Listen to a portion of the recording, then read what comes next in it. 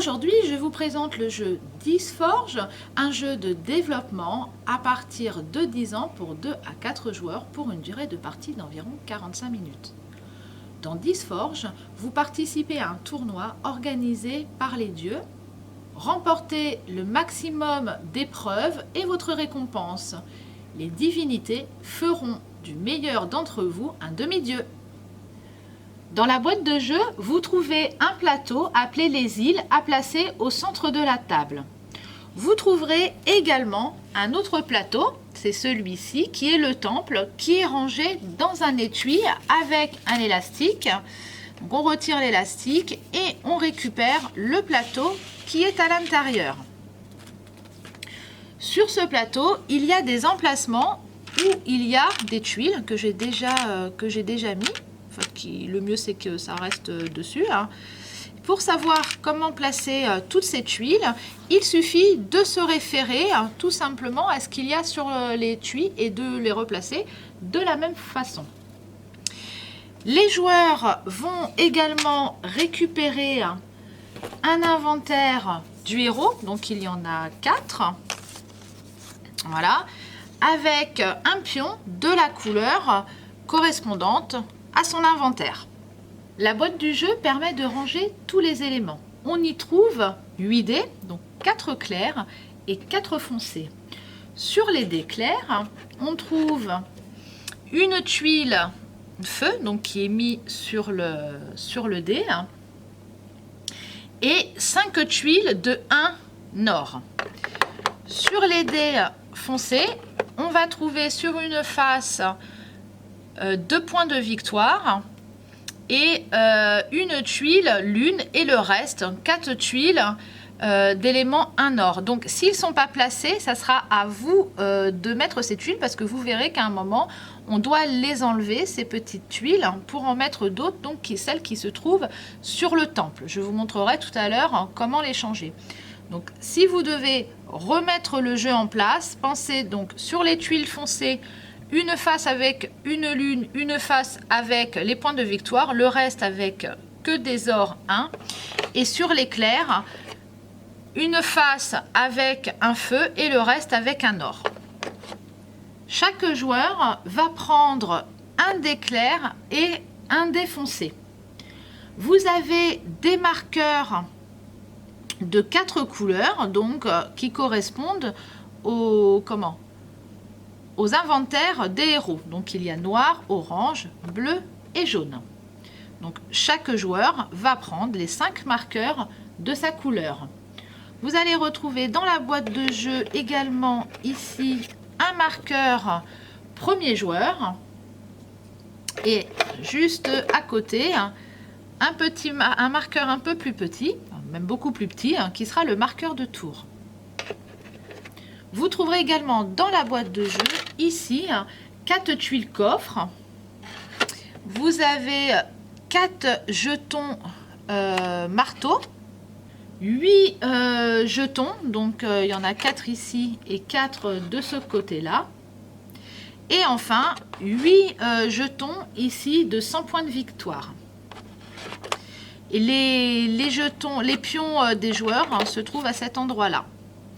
Ici, ce sont les cartes qui sont rangées. Sur chaque carte, vous trouverez soit le symbole lune, ou sur les autres, le symbole, hop, je le mets du beau côté, le symbole feu. Au dos de certaines cartes, comme ici, il y a des points bleus. Les cartes sont classées dans la boîte. D'un côté, ici, on va mettre toutes les cartes lune et de ce côté-là, toutes les cartes feu. On va mettre dans un premier emplacement toutes les cartes ici lune avec le point bleu. Et de ce casier-là, toutes les cartes lune sans le point bleu. On va faire la même chose avec le feu avec les points bleus, le feu sans les points bleus.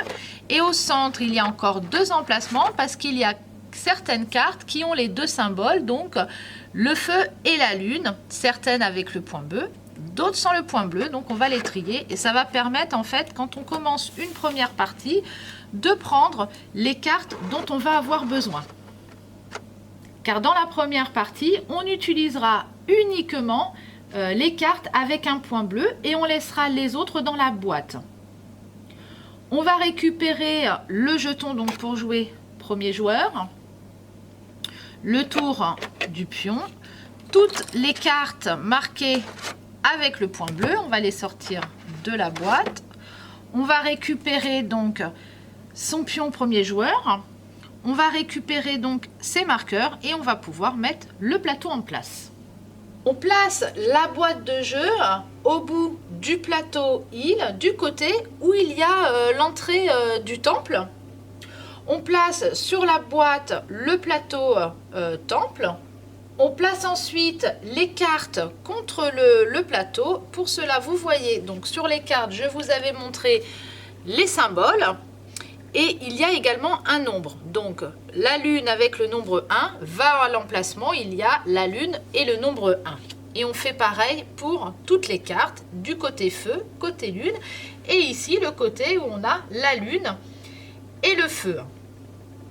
On constate qu'en ayant placé les cartes, en fait, ça forme une île. L'illustration complète le plateau. Normalement, il y a 4 cartes que l'on pose quand on est 4 joueurs, mais à 2 joueurs, comme ici, on en place uniquement 2. Chaque joueur place ses dés à ses emplacements ici sur son plateau héros. Il récupère donc bien sûr son jeton joueur. Et dans tous les emplacements 0, on va placer donc un cube. Donc je vais récupérer ces cubes-là pour cette couleur et les verts ici.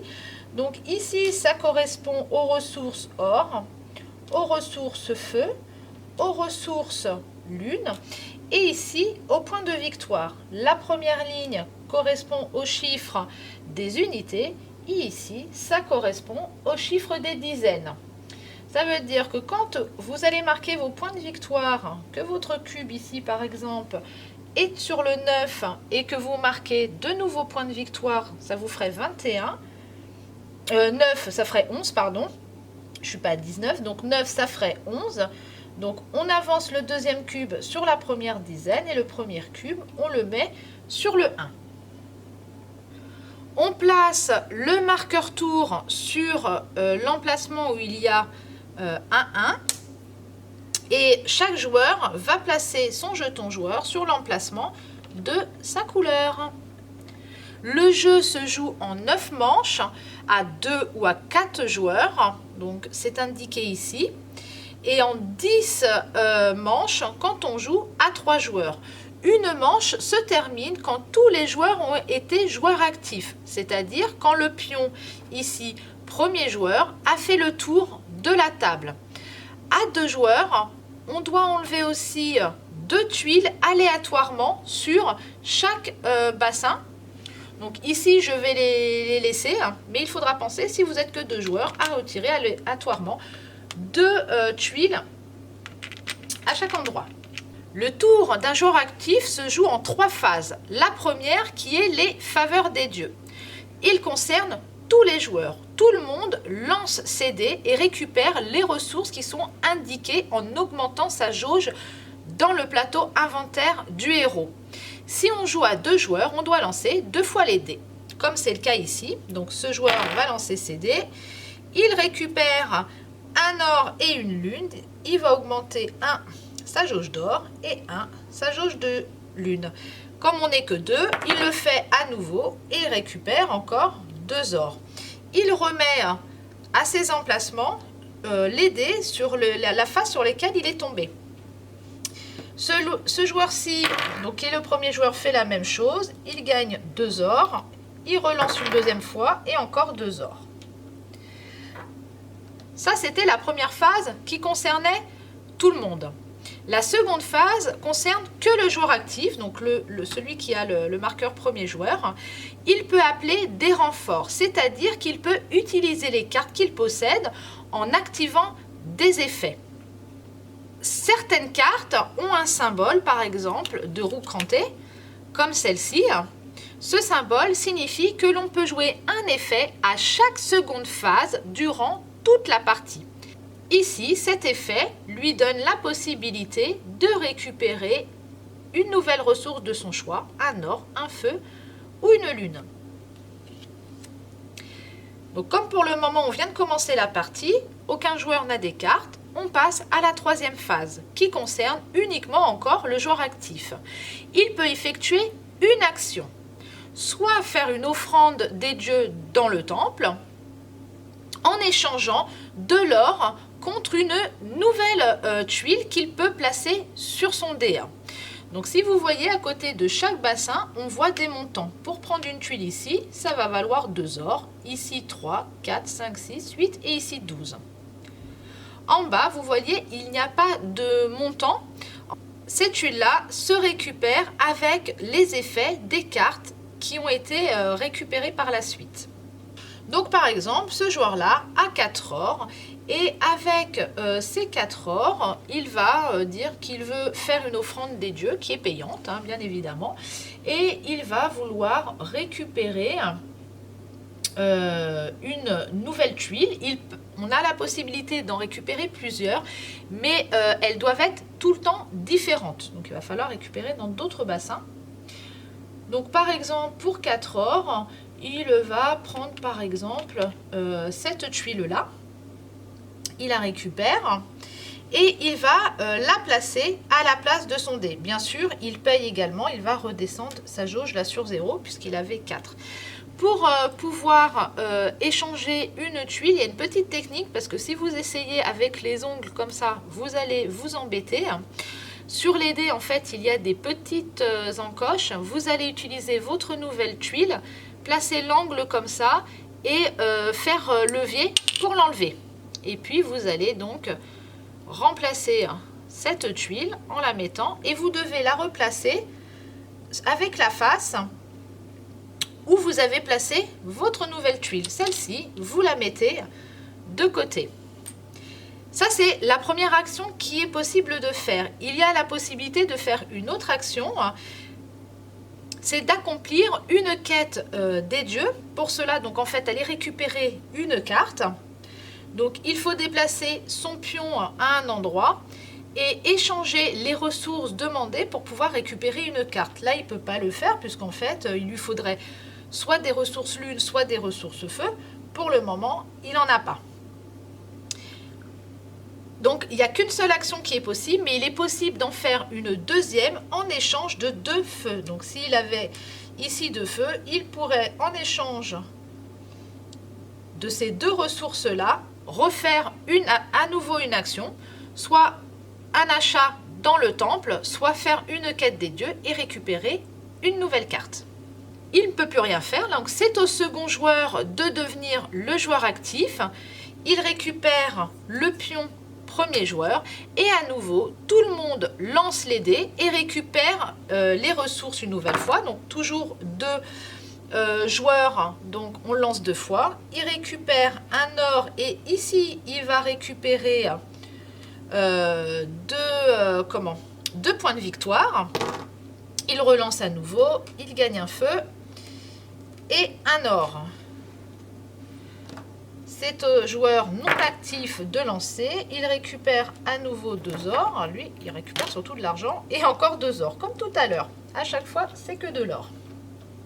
Seul le second joueur peut maintenant activer une carte et effectuer une action. Donc là, toujours pas de carte pour le moment. Il passe donc à son action.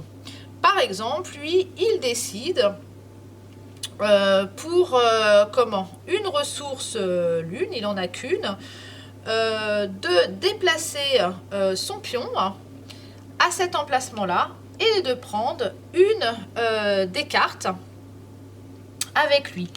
Sur ces cartes-là, il y a également des symboles, c'est un effet et c'est un effet immédiat. On a vu tout à l'heure que la roue crantée à la deuxième phase pouvait se jouer à chaque fois qu'on est actif dans la partie, durant toute la partie.